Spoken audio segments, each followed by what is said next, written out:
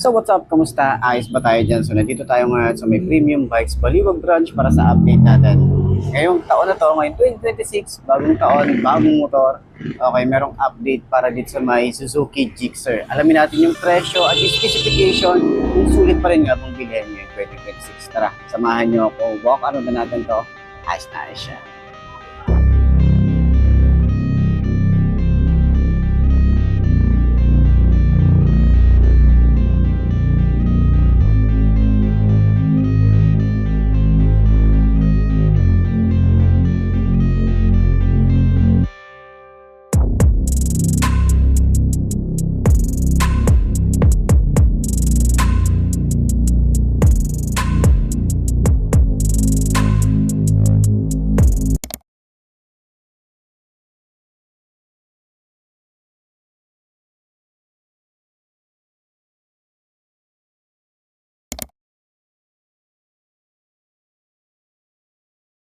Okay na mga boss, no, sa lahat ng mga nagtatanong, magkano nga ba ang ganitong motorcycle, ilalagay ko sa screen nyo para at least meron tayong reference kapag kumuha tayo ng cash at hulugan. So sa tingin nyo, sulit nga bang presyo niya ngayon 2026? Comment nyo naman yan at para dun sa lahat ng mga nakagamit na ng ganitong motorcycle, baka pwede nyo i-share dyan sa comment section. Ano nga ba yung mga naging experience nyo sa motorcycle to? Ayos na ayos yan, di ba?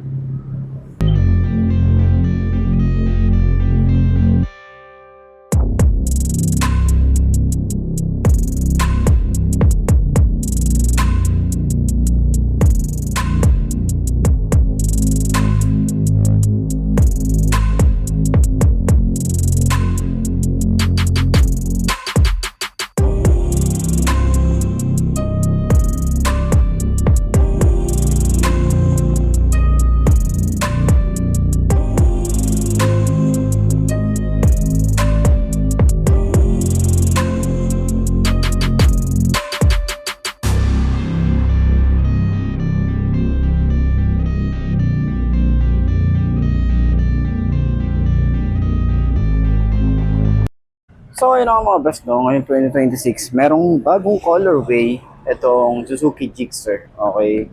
So ito yung tsura niya, maganda yung pagka-red niya. Meron tayong kulay red dito, kulay black sa taas. Kulay red lining naman dito sa side. Okay, hanggang dito sa ating grab bar, kulay red siya. Yan, sobrang parang ano talaga siya, no? Parang big bike talaga yung dati na parang pang 400cc yung itsura niya. Okay, so hindi ko rin sure kung kaya ko ba siyang upuan or try natin upuan, okay? Pero hindi natin, tiyak ko naman na na sure naman ako na hindi ko talaga siya iaangat dahil na mataas talaga itong motorcycle na to. So, ayan. Okay, so sa kanyang headlight, alam naman natin yung katulad nung sa Suzuki Raider na Pro, is ganyan yung headlight niya, lalo na yung kanyang signal light, okay, same na same. Tapos very aggressive yung looks niya rito, may mga sharp design din yan, napakalaki ng tangke niya, talagang pang big bike yung dati niya, kahit yung cup noong gas tank, pang big bike talaga. Tapos meron tayong design dito para sa ating tuhod kapag nagbabanking tayo, relax, okay. So dito naman sa likod, naka-disc brake din yung harap. Okay, so ito talaga pang pang mga matataas talaga to or pang matatangkad talaga yung motor na to. So try nating sakyan. Tingnan natin kung kaya ba nating sakyan. Okay, so try natin. Ganyan ang itsura niya kapag naka side stand. Okay, hindi ko rin din sure kung kaya ko siyang isakyan, no? Try ko sakyan. Ganyan ang itsura natin. Pero hindi ko siya kayang itaas. Okay, ganyan lang siya. So, ayan. So, ito yung tsura natin dito, yung relax position para sa tuhod natin. Tapos medyo pasubsob. Medyo pasubsob yung datingan niya. Ayan o. Tapos yung kanyang turning radius, hindi siya ganun kalawak. Okay, ayan. Kasi pang big bike na talaga yung ating motorcycle na to. Ayan, parang pang 400cc. Sana mag 400cc na ganito, no? Diba, Suzuki Gixxer 400, why not, diba? So hindi lang siya pang 250 or 150, diba? Meron din siyang ganito. Yan, so gusto ko rin dito yung tambucho niya, sobrang ganda ng tambucho nito. Tapos yung ating panel gauge nga pa natin dito. Yung panel gauge nga pala natin dito is naka-digital na rin. Ayan. Sa upuan, Medyo matigas yung upuan, pati dito sa OBR. Ayan, makapal naman siya. So, pag may OBR ka talagang nakapasubsob sa'yo, tapos nakayakap sa'yo. Yun yung datingan niya. Ayan. So, ang comment ko lang dito, hindi ko nagustuhan yung switches niya rito, yung lalo na yung kulay yellow na nandito. Hindi ko siya trip. Ayan.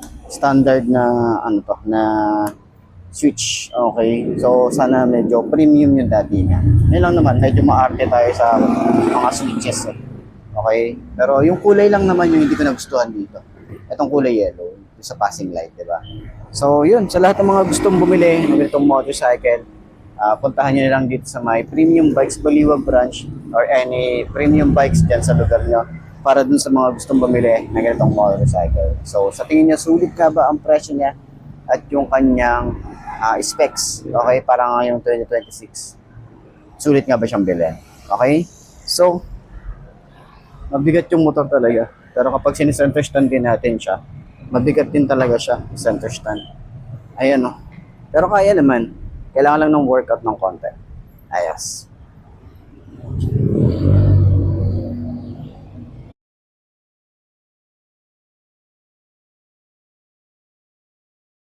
So yun ang mga boss, no.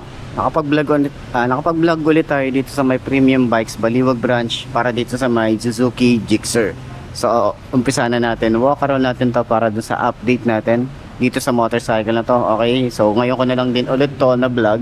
Meron tayong kulay red and black lining or combination ng kulay. Okay, so sa kanyang headlight is meron tayong LED. Okay, familiar yung kanyang headlight dahil nga yung headlight nito is binigay or dinala sa Suzuki Raider Pro. Okay, so medyo hawig talaga sila.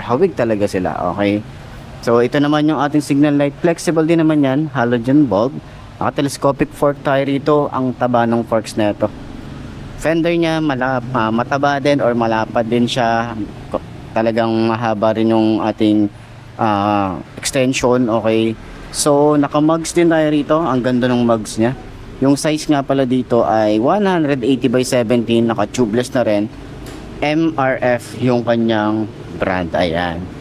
Sa side naman, meron tayo ritong single disc brake. Naka-vibra na rin tayo. Dual pad caliper tayo dyan. Okay. Dito naman sa side, may mga pa-sharp design din tayo rito. Ayan, may mga design din dito malilit na details. So, pero ma-appreciate mo yan lalo na dito sa may ilalim. Ayan, yung ating busina. May mga ganitong design dyan. May Suzuki, tapos may Gixxer din dito. Yung makina natin dito. Ayan o, laki talaga na ito. So, kaya siguro dito pang 400cc. Bakit naman hindi ilagay ni Suzuki Gixxer 400, 'di ba? Baka magkaroon, 'di ba? Malay natin. May Suzuki dito na naka-engrave. Ito ay 5-speed na rin, 1 down, 4 up. And naka-single edge shifter. Yung ating foot pegs, nape-flip naman 'yan, combination din ng rubber and metal.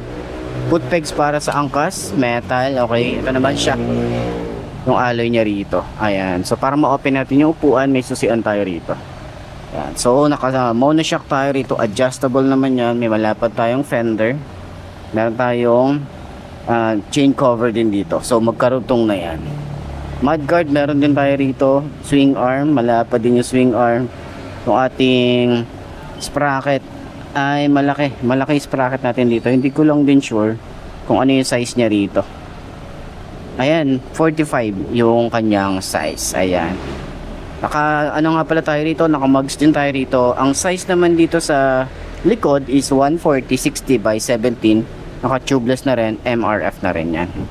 Ayan. So sa panel gauge is naka-digital na rin tayo rito. Select and adjust. Ignition natin dito, simple lang din. Yung susi natin, simple lang din.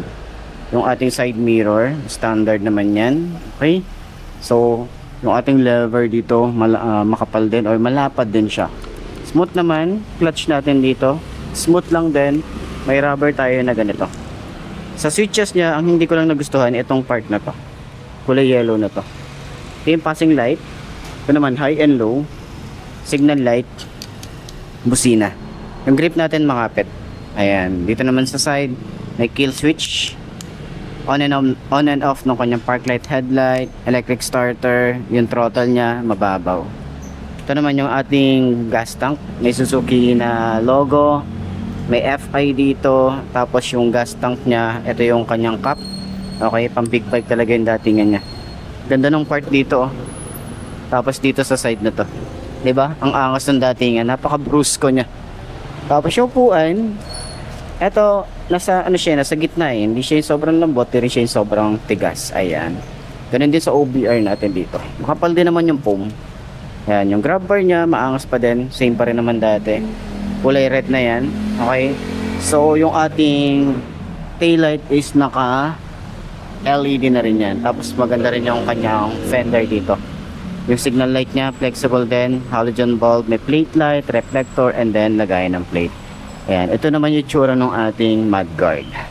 Single disc brake, single pot caliper na Vibra din yung kanyang brand.